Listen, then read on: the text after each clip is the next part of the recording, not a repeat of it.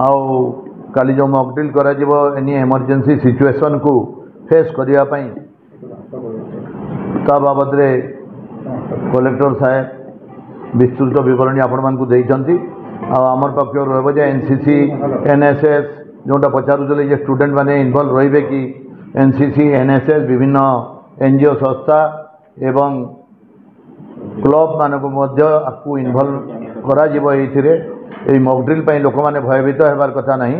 इटा गोटे आग को किसी भी इमरजेंसी सिचुएशन हेले ताकू को परीक्षा हिसाब रे फेस करा जिवो सेति पई समस्त को सचेतन करिया पई ए मॉकड्रिल रा आयोजन करा जायछि।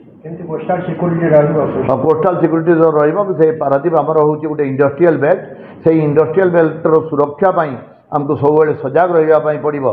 तथा कोस्ट गार्ड माने अछंती तार कोस्टल सिक्योरिटी अछंती सेपरेट से माने समुद्र भितर पूरा 100-200 किलोमीटर पर्यंत जे पसिबो जानि परबे तांगर राडार भी अछि तांगर सब अछि तेणु कोस्टल सिक्योरिटी भी इन्वॉल्व अछंती। हमर मेराइन पुलिस स्टेशन गुडाक समस्त सजग रहिबे। आजिर